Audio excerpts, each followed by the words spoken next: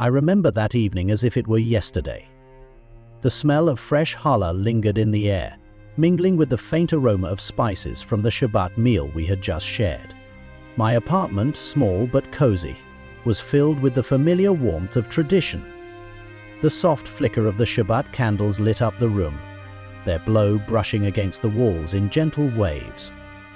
Though I couldn't see the light, my blindness had taken that from me years ago. I could feel it. I could sense the peace it brought, the sanctity of the moment. For as long as I can remember, Shabbat had been the anchor of my week, a sacred pause in the chaos of life. As a rabbi, it was more than a tradition. It was my calling. My days were spent teaching the Torah, guiding others in their faith, and ensuring that the laws of God were upheld with reverence. I thought I understood God deeply, intimately. My blindness, while a challenge, had only drawn me closer to Him, or so I believed. That evening, after dinner, I sat in my usual spot near the table, my hands resting on the prayer book I had memorized long ago. The Shema was on my lips, its words rolling out like a familiar melody. Shema Israel, Adonai Eloheinu, Adonai Echad. Hear, O Israel, the Lord our God, the Lord is one. It was a prayer I had spoken thousands of times, and each time I felt its power. I thought, He is in it. I thought I knew the God to whom I was praying. And then, in an instant, everything changed. It was so small, so insignificant, a simple movement of my hand, reaching for the edge of the table to steady myself. I didn't realize how close I was to one of the candles until it was too late. My fingers brushed against it, just for a moment, but it was enough. The candle tipped over, its flame catching the edge of the embroidered tablecloth. At first, I didn't understand what was happening. I heard the faint hiss of fabric igniting, smelled the sharp, acrid scent of smoke, and then felt the sudden heat brush against my face. Fire, I gasped, my voice trembling. My heart pounded as panic set in. I reached out blindly, my hands flailing as I tried to smother the flames. But instead of extinguishing them, I only made it worse. The fire leapt from the tablecloth to the nearby chair, the crackling sound growing louder, more menacing. The smoke thickened, curling around me like a living thing, stealing the air from my lungs. I couldn't see, couldn't think. All I could do was react, but every movement seemed futile, clumsy. My chest tightened, my breaths coming in short, shallow gasps. It felt like my heart was being squeezed by an invisible hand, the pressure unbearable. I stumbled backward, collapsing to my knees as the heat and smoke overwhelmed me. And in that moment, as everything spiraled out of control, my mind turned to God. It wasn't deliberate, it was instinctive, a reflex born of years of faith. My lips moved on their own, forming the words that had been my constant companion through joy and sorrow, life and loss. Shema Yisrael, Adonai Eloheinu, Adonai Echad, she said. My voice cracked, weak, but the prayer carried on, each word a desperate plea. I clung to it like a drowning man clings to a piece of driftwood, hoping against hope that it would save me. And then, silence. Everything went dark, not the kind of darkness I had known for years, but something far deeper, far colder. This wasn't the absence of sight. It was the absence of everything. No light, no sound, no air, just a void, infinite and suffocating. I don't know how long I remained there, suspended in that terrifying emptiness. Time seemed to stretch and compress all at once, making seconds feel like hours. And as I drifted further into the unknown, a chilling thought took hold. This wasn't the end. My journey wasn't over. It had only just begun. When I first opened my eyes, I thought I had simply passed out. The searing heat and choking smoke were gone, replaced by an eerie, oppressive silence. I tried to move, to find my bearings, but something was different. Terribly different. There was no ground beneath me, no walls around me, and no air to fill my lungs. I wasn't sure if I was standing, floating, or falling. All I knew was that the darkness surrounding me was unlike anything I had ever experienced. This wasn't the blindness I had lived with for years. No, this was deeper, colder. It wrapped around me like a shroud, pressing in on all sides, making me feel small, insignificant, and utterly alone. I reached out instinctively, hoping to feel something, anything, but there was nothing, just an endless void stretching out in every direction. Then came the whispers. At first they were faint, like a breeze brushing past my ears, but as they grew louder, I realized they weren't random noises, they were voices, low, guttural, and filled with something I couldn't quite place. Anger, disappointment, maybe even hatred. I couldn't make out the words, but I could feel their meaning sinking into my soul like sharp needles. And then I saw them. Shapes began to move within the darkness, shadows flitting just beyond the edges of my perception. They didn't walk or glide, but seemed to ripple through the void, their forms constantly shifting. I strained to see them more clearly, but the harder I looked, the more their shapes seemed to twist and distort. Suddenly, the void wasn't black anymore. A faint, ominous red began to seep into the darkness, like blood spreading through water. The air grew heavy, thick with a suffocating heat that made every breath feel like swallowing fire. My instincts screamed at me to run, to get away, but there was nowhere to go. The whispers turned into murmurs, then into full-fledged voices. They surrounded me, closing in, each one overlapping the other until it became an overwhelming cacophony. I couldn't understand their words, but their meaning hit me with the force of a hammer. I wasn't safe. The shadows began to take form. They weren't human, not entirely. Their bodies were grotesque, twisted into shapes that defied comprehension. Some were tall and gaunt, their limbs unnaturally long, while others were hunched and crawling, their faces contorted in permanent agony. None of them had eyes, but I could feel their gaze on me, sharp and unrelenting. And then I looked down at myself. My clothes were gone, replaced by tattered rags that barely clung to my body. My skin felt raw, exposed, as if it had been stripped away layer by layer. I tried to cover myself, but it was no use. The vulnerability I felt wasn't just physical. It was deeper, like my very soul had been laid bare. An unseen force began to pull me forward. My feet moved against my will, each step dragging me closer to something I couldn't see, but could feel in the pit of my stomach. I tried to resist, planting my feet and clawing at the void around me, but it was futile. The force was too strong, too relentless. Then I saw it, the door. It towered before me, massive and foreboding, carved with inscriptions that seemed to writhe and shift as I stared at them. There were many doors, each bearing a name: Christians, Muslims, Buddhists, Hindus, and countless others. But the one directly in front of me read, Children of Israel. Nefruz. The door seemed alive, pulsing with a dark energy that radiated heat and despair. I tried to turn away, to move toward one of the other doors, but the unseen force wouldn't let me. It dragged me forward, closer and closer, until I was standing right in front of it. I reached out a trembling hand, not because I wanted to, but because I had no choice. The door didn't open outward or inward. It simply dissolved, leaving behind a gaping void of pure, searing darkness. And then I heard it. The screams. They weren't just sounds. They were raw, visceral expressions of pain and regret. They hit me like a wave, filling my ears, my mind, my soul. Each scream seemed to carry the weight of 1,000 lifetimes, and I knew, without a doubt, that these weren't random voices. These were my people. The force pushed me forward, and I stumbled through the doorway. The heat was immediate, engulfing me like a living thing. It wasn't the kind of heat you feel from a fire or the sun. It was worse. It seeped into my skin, my bones, my very being, leaving me feeling scorched from the inside out.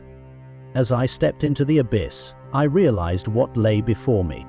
It was a valley, a vast, bottomless expanse filled with flames and writhing figures. Souls crawled across the scorched ground, their bodies twisted and broken, their flesh burning but never consumed.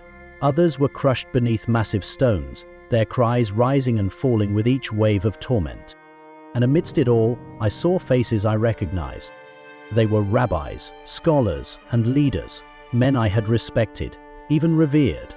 Their expressions were frozen in anguish, their eyes hollow and filled with regret. Some turned to look at me, their gazes piercing and accusatory, as if asking, "Why are you here?" I wanted to scream, to deny what I was seeing, but the truth was undeniable. This was hell, and I was standing in it. As I crossed the threshold of the door, the darkness that greeted me was unlike anything I had ever known. It wasn't just the absence of light. It was a living, breathing entity that pressed against me, invading every corner of my being. The air grew heavier with each step, laden with an unbearable heat that seemed to sear my lungs. My feet moved as if guided by some unseen force, propelling me deeper into the unknown. Then the screams began. They came from every direction, raw and piercing, filling the void with a cacophony of torment. These weren't ordinary cries of pain. They were the wails of souls consumed by regret, their agony stretching beyond what words could convey. Each scream seemed to echo endlessly, laying over the last until it became a thunderous roar that shook me to my core. I looked around, and the darkness began to shift. Shapes emerged in the gloom, and the landscape transformed before my eyes. What I first thought was an empty void was now a vast valley stretching infinitely in every direction. Rivers of fire carved through the blackened ground, their molten currents illuminating the horrors that surrounded me. Figures writhed and crawled across the scorched terrain. Some were dragged by chains, their faces twisted in anguish, while others clung to jagged rocks, their hands blistering from the heat. No matter where I looked, the suffering was endless. And then I saw them, faces I recognized. At first, I thought my eyes were playing tricks on me, but as I moved closer, the truth became undeniable. These were men and women I had known in life, people who had stood beside me in the synagogue, who had prayed the same prayers and followed the same laws. Some had been my teachers, my colleagues, even my friends. Their faces were etched with a pain that went beyond the physical, a torment of the soul, a weight of unbearable regret. One man caught my eye. He was a rabbi, his robes tattered and aflame. I had looked up to him as a young man, admired his wisdom and devotion. Now, his eyes were hollow, his hands clutching at the air as if trying to grasp something unseen. He turned toward me, his face contorted with sorrow. "Elior," he rasped, his voice barely audible over the din of screams. "We were blind. We thought we knew God, but we rejected His truth. We led others astray, clinging to our pride and traditions. And now, this." His words struck me like a blow. I wanted to deny them, to say he was wrong, but deep down, I knew he was right. A cold dread settled in my chest as I realized I wasn't just an observer in this place, I was part of it. The ground beneath my feet began to tremble, and I stumbled forward, my hands reaching out to steady myself. That's when I saw the pillars. Towering above the valley were massive columns of fire, their flames stretching impossibly high into the darkness. Around each pillar, souls were gathered, their bodies writhing in torment. As I drew closer, the truth of what I was seeing became clear. These weren't just random flames. Each pillar represented something, a life consumed by greed, power, or pride. I saw men who had hoarded wealth, their hands forever grasping for gold that melted in the heat. I saw leaders who had abused their authority, their tongues blackened and swollen from speaking lies. One figure stepped forward from the shadows, his face partially obscured by the flickering flames. His voice was hoarse, trembling with both anger and sorrow. "We were chosen, Elior," he said. "Chosen to guide, to lead, to reflect God's glory, but we failed. We made idols of ourselves, of our wealth, of our laws, and now we face the justice we ignored." I wanted to speak, to ask him what this place was, but the words caught in my throat. I already knew the answer. This was hell, a place of judgment and despair, not just for those who had openly rebelled against God, but for those who had claimed to serve Him while denying His truth. As I moved deeper into the valley, the scenes of torment became more grotesque. I saw souls crushed beneath massive stones, their cries echoing as the weight pressed down on them. Others were chained to burning wheels, their bodies contorted in agony as the flames consumed them over and over. And then, amidst the chaos, I saw myself. It wasn't a reflection but a vision, an image of who I had been. I saw myself standing in the synagogue, reciting prayers with conviction, teaching others the laws of God. But alongside these moments of devotion, I saw my pride, my arrogance, my blindness to the truth. I saw the times I had dismissed questions about the Messiah, the moments I had mocked those who spoke of Jesus. The weight of these realizations crushed me. Tears streamed down my face, though the heat of the valley seemed to evaporate them before they could fall. I dropped to my knees, my hands clutching the scorched ground.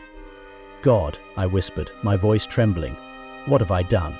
As if in response, the ground beneath me shifted, and I found myself standing at the edge of a cliff. Beyond it lay an abyss so dark and deep that it seemed to swallow all light. The screams from the valley below paled in comparison to the sounds that rose from this chasm, voices filled with a despair so profound that it shook me to my core. This was the end, the place where all hope was lost. Shame started. I stared into the void, the enormity of my situation pressing down on me like a crushing weight. I had thought I knew God. I had thought my prayers, my teachings, my devotion would be enough. But standing here on the edge of this abyss, I realized how blind I had been. And then, in the distance, a light appeared. It was faint at first, barely more than a flicker, but it grew steadily brighter, cutting through the darkness like a blade. The screams around me seemed to fade, replaced by a profound silence. For the first time since entering this place, I felt something other than despair. I felt hope. As I knelt at the edge of that abyss, the despair consuming me felt absolute. I had given up all hope, convinced that my sins, my pride, and my blindness had brought me here, and there was no escape. But then, from somewhere deep in the suffocating void, a faint glimmer appeared. At first, I thought it was just a flicker of the flames that had surrounded me, a cruel trick of this place. But this light was different. It was alive, growing steadily brighter and warmer as it cut through the oppressive darkness. I turned toward it, my chest tight with something I hadn't felt in what seemed like an eternity: hope. The light moved closer, and with it came a profound stillness. The screams that had filled the valley faded into silence, and the crushing weight of the darkness began to lift. The light wasn't just an illumination, it was a presence commanding and compassionate. And then I saw him. At the center of the light stood a figure. His radiance was overwhelming, and yet I couldn't look away. His face, though difficult to describe, carried both the weight of eternity and the gentleness of infinite love. My soul recognized him before my mind could form the thought. It was Jesus. His eyes met mine, and in that instant, I felt as though everything within me was laid bare. My pride, my failures, my deepest regrets. There was no hiding from him, yet instead of judgment, his gaze carried compassion, as though he understood every part of me better than I understood myself. I tried to speak, but no words came. My throat tightened with emotion, and all I could do was bow my head, unable to stand beneath the weight of his presence. "Lior," he said, his voice unlike any I had ever heard. It was powerful yet tender, resonating not just in my ears, but in my very being. "You have clung to the laws and traditions, but you have missed the truth. I am the way, the truth, and the life. No one comes to the Father except through me." His words pierced me. I had spent my entire life thinking I was serving God, upholding His commandments, teaching His people. But in that moment, I realized I had missed the very heart of His message. I had rejected the one sent to save me. "I didn't know," I whispered, tears streaming down my face. "I thought I was doing what was right. I thought I understood." Jesus stepped closer, his light surrounding me. "You were sincere," he said, his voice filled with both understanding and sorrow. "But sincerity without truth cannot save. I came for you, Elior, for all of you. But you turned away from." The weight of his words crushed me, and I collapsed completely, my hands clutching at the ground as I wept. "I was wrong," I choked out. "I was so wrong. Can you forgive me?" A smile crossed his face, filled with love so profound it took my breath away. "Forgiveness is already yours," he said, but you must accept it. You must let go of the pride that has held you captive and open your heart to the truth. He extended his hand toward me, and for a moment I hesitated. Could I, after everything I had done, truly be forgiven? Was it really that simple? But as I looked into his eyes, every doubt melted away.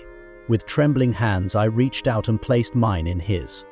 The moment our hands touched, the light around him surged, enveloping me completely.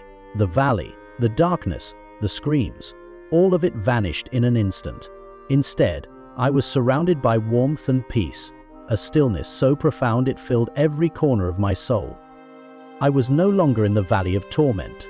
I was somewhere else, somewhere holy. And for the first time in my life, I understood what it meant to truly see. When the light surrounded me, it felt as if every burden I had ever carried was lifted in an instant. The oppressive weight of my guilt, the despair of my pride, and the darkness of my blindness, all of it dissolved in the radiance. Standing before me was Jesus, the source of the light that now filled my soul. His presence was overwhelming, yet gentle.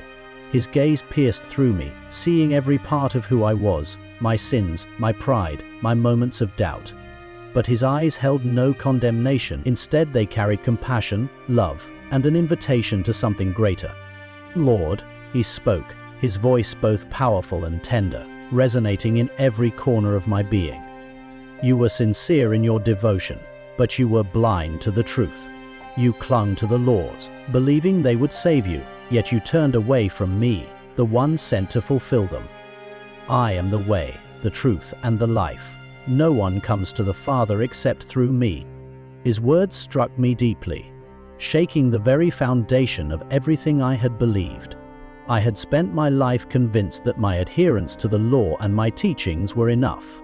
I thought I was righteous. Yet here I stood, face to face with the truth I had denied. My heart ached with the weight of my failure. "I didn't know," I whispered, my voice trembling. "I thought I was serving God. I thought I was doing what was right." Jesus stepped closer, his light enveloping me. "You were blinded by your pride, Elior," he said, his tone both gentle and firm. "But now your eyes have been opened. You have seen the truth, and you must now choose whether to walk in it." Tears streamed down my face as I fell to my knees, overwhelmed by both his presence and my own unworthiness. "I have failed you," I said, choking on my words. "I rejected you. I led others astray. How can I ever be forgiven?" Jesus knelt beside me, his hand resting lightly on my shoulder. "My forgiveness is not earned by deeds," he said. "It is given by grace. You need only to accept it, let go of your pride, your fears, and your doubts, and surrender to the truth of who I am." His words pierced my heart, and for the first time I understood. Forgiveness wasn't about earning, it was about accepting.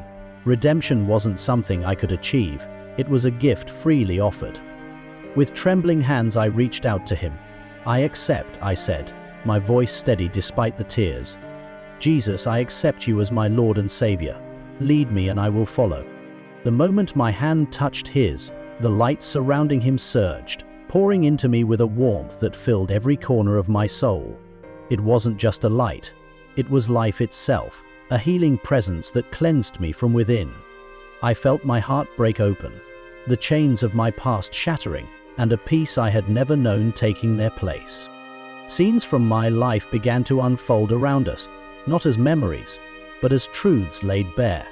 I saw the times I had been faithful, teaching the Torah, helping those in need, and guiding my family in prayer. But I also saw the moments I had rejected him, the conversations I had dismissed, the opportunities I had ignored, and the pride that had kept me from seeking the truth. "Do you see now?" Jesus asked, his voice both kind and commanding. "Even in your blindness you carried glimpses of my light, but you have been given this moment to fully embrace it. Your journey does not end here, Elior. You will return, and you must share what you have seen. Many are still lost just as you were, and your story will lead them to me."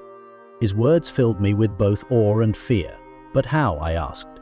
"How can I face the world after all I've done? How can I lead others when I've failed so completely?" Jesus smiled, a smile that carried infinite love and assurance. "You will not do it alone," he said. "I will be with you always, giving you strength when you feel weak and courage when you face opposition. Trust in me, and you will see the fruits of your faith." The light around us grew even brighter, and for a moment I felt as though I were being lifted into a place of perfect peace. But then the light began to fade, and I felt myself being pulled back. Panic rose within me. I didn't want to leave. "Wait," I cried, "I'm not ready." But his voice echoed in my heart, calm and reassuring. "You are ready, Elior. Remember what you have seen, and go forth with my peace." In an instant, the warmth of his presence was replaced by the cool air of my apartment. I gasped for breath, my chest heaving as I returned to my body. Around me I heard the frantic voices of medics, the faint smell of smoke still lingering in the air. My physical blindness remained, but my spiritual eyes had been opened forever. I lay there, overwhelmed and trembling, as the enormity of what had just happened washed over me. My journey was far from over. It had only just begun. Jesus had redeemed me, and now it was my turn to carry his light into the world. When my eyes opened, the faint rhythm of a heart monitor was the first thing I noticed. Each steady beep seemed to echo in the stillness, a sound both foreign and grounding. My chest heaved as I drew in a deep, shuddering breath, my lungs burning with the effort. The sterile air of the hospital room felt strange, unfamiliar, a stark contrast to the suffocating heat of the flames and the suffocating darkness I had just left behind. For a moment, I lay motionless, unsure of where I was or how I had come to be here. My mind was a whirlwind of fragmented memories, the fire, the panic, the choking smoke. Then came the valley, the screams, the despair, and the searing weight of my guilt, and finally, the light, the radiant, undeniable light of his presence. The thought hit me like a wave, and tears welled in my eyes, spilling over without restraint. It wasn't the fire or the terror of the abyss that moved me now. It was the overwhelming grace that had pulled me from that place. I had stood before Jesus. I had seen his face, heard his voice, and felt his forgiveness. The memory of his words echoed in my heart. "You're awake," a gentle voice interrupted my thoughts. I turned my head toward the sound, my body still too weak to move fully. A nurse stood beside my bed, her face kind but lined with concern. "How are you feeling?" she asked softly. I opened my mouth to respond, but my throat felt raw, and only a croak escaped. She reached for a cup of water on the nearby tray and held it to my lips. The cool liquid soothed my parched throat, and after a moment, I managed to speak. "I'm alive," I whispered, though the word felt inadequate to describe what I truly felt. She smiled faintly. You gave us quite a scare, but you're stable now. Rest. The doctor will be in to check on you soon." I nodded weakly, but as she adjusted the monitors and left the room, I felt anything but restful. My mind was racing, replaying the vivid images of all I had experienced. The valley of torment, the burning pillars, the faces of those I had failed. And then, the overwhelming radiance of Jesus. I had been blind, both physically and spiritually, but now my soul had been opened to a truth I could no longer ignore. Hours passed, or perhaps only minutes, I couldn't tell. The quiet of the hospital room was a stark contrast to the chaos I had just endured. My body was still, but my heart and mind were anything but. His words resonated within me, their meaning clear, yet daunting. "You will return, and you must share what you have seen." I turned my face toward the ceiling, tears slipping down my cheeks once more. "Why me, Lord?" I whispered into the silence. "Why save someone like me? Someone who rejected you for so long?" There was no audible answer, but I felt it, a warmth spreading through my chest, a steady reassurance that filled the room. His presence was still with me, a quiet reminder of his promise. "You are not alone. I am with you always." The tears came harder, and this time I let them flow freely. I had been given a second chance, not just at life but at truth. The weight of it was overwhelming, but with it came an undeniable purpose. I couldn't keep this experience to myself. I had been shown the depths of my own blindness. the cost of my pride, and the boundless mercy of the Savior who had redeemed me. Now it was my turn to carry his light to others. A soft knock on the door pulled me from my thoughts, and a doctor entered, clipboard in hand. His demeanor was calm and measured, though I could see a flicker of curiosity in his eyes. "How are you feeling, Mr. Elan?" he asked, his voice professional but warm. "Live," I said again, this time with more conviction. The word carried a weight that he couldn't possibly understand. He gave a small smile. "You're very fortunate. From what I've read in your chart, your heart stopped for several minutes. It's remarkable that you're here with us now, fully conscious and coherent. Medically, well, let's just say, it's not something we see every day." I hesitated for a moment, unsure of how to respond. How could I explain what I had seen, what I had experienced? But the words came, unbidden, a quiet but firm declaration. "It wasn't just remarkable," I said, my voice trembling. "It was a miracle." The doctor raised an eyebrow, his curiosity deepening. "A miracle," he repeated, his tone cautious but intrigued. "Yes," I said, my voice gaining strength. "I saw him. I saw Jesus. I was in a place of darkness and despair, a place I can only describe as hell. And then he came for me. He pulled me from the abyss and gave me a second chance."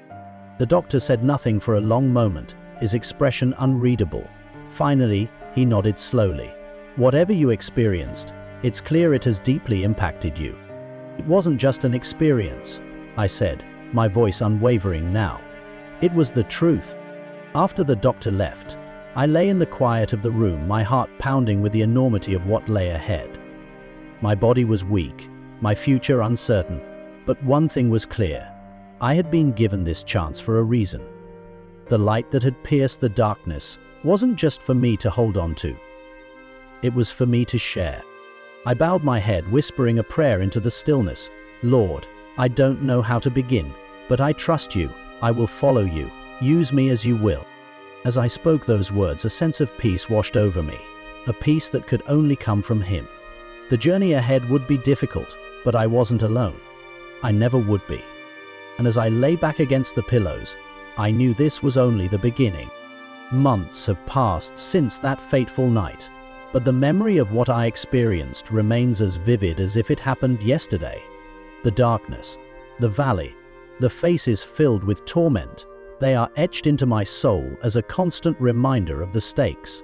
But even more so, the light, the overwhelming presence of Jesus, his words that pierce through every layer of my being, they are what sustain me now. I have not returned to my old life, nor could I ever. The man who once relied on pride and tradition, who thought himself righteous while rejecting the truth, no longer exists. In his place is someone humbled, someone redeemed, someone with a purpose far greater than anything I could have imagined. Today I stand in front of a small congregation, people who have gathered not because of me, but because of him.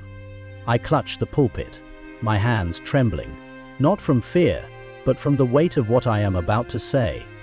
The room is quiet, the expectant faces before me a mixture of curiosity and doubt. Some know my story, others have come simply to listen. Taking a deep breath, I begin. "I was blind," I say, my voice steady despite the emotion welling in my chest. In every sense of the word, I was blind. I thought my devotion, my knowledge, my adherence to the law were enough. I thought I was walking in the light, but in truth, I was lost, stumbling in darkness, clinging to pride and tradition, while rejecting the one who had been calling me all along. I paused, scanning the room. I was given a glimpse of where that path leads, a place of torment, a place of despair, a place where pride and rejection of the truth leave you utterly abandoned. But even in that darkness, there was light, a light so radiant, so pure, that it pierced through every corner of my soul. That light was Jesus. A murmur ripples through the room, but I press on, the conviction in my heart stronger than any doubt in their eyes. He didn't come to me with condemnation, I continue. He didn't cast me aside, even though I had rejected him time and time again. Instead, he offered me what I did not deserve, Grace, forgiveness, redemption. He pulled me from the abyss and gave me a second chance. And He didn't just save me so that I could live for myself. He saved me so that I could share His truth with all of you. I see a few people shifting in their seats. Their expressions a mixture of curiosity and discomfort. Some are skeptical, others are leaning forward, drawn in despite themselves. Many of you might feel as I did, I say, my tone softening. You might think you're doing enough, that you're a good person, that you follow the rules, that your traditions and beliefs will save you. But I'm here to tell you that salvation doesn't come from what we do. It comes from Him, from accepting Jesus as the way, the truth, and the life. Without Him, everything else is just noise. The words hang in the air, and for a moment, I wonder if I've said too much. But then I remember His promise. You are not alone. Share what you have seen. I know some of you may doubt my story, I say, my voice steady again. I would have doubted it too. But I stand here not to convince you with arguments or debate. I stand here because the truth has changed me, and I cannot keep it to myself. Jesus is real. His love is real. His grace is real. And it's for you just as it was for me. I step back, letting the weight of my testimony settle over the room. For a moment there is silence, and then a single voice from the back of the congregation speaks. What must we do? The question hits me like a wave, and I know it is not me they are asking, but Him. I smile, my heart swelling with gratitude. You must open your heart, I say simply. Let go of pride, of fear, of the things that hold you back. Accept His love, His forgiveness, His sacrifice. He's already waiting for you. All you need to do is say yes. I bow my head, closing my eyes as the room falls into a deep, reverent stillness. I can feel the presence of the Holy Spirit moving among us, touching hearts in ways that words never could. This is not my work. It is His. When I lift my head again, I see tears on some faces, quiet determination on others. The seed has been planted. The rest is in His hands. As I step down from the pulpit, I feel the peace of His presence settle over me. This is why He saved me, not just for my own redemption, but so that I could help lead others to Him. The journey isn't over. In fact, it has only just begun. But I am no longer afraid. I am no longer blind. I am His, and I will follow wherever He leads. For the first time in my life, I truly understand what it means to walk in the light.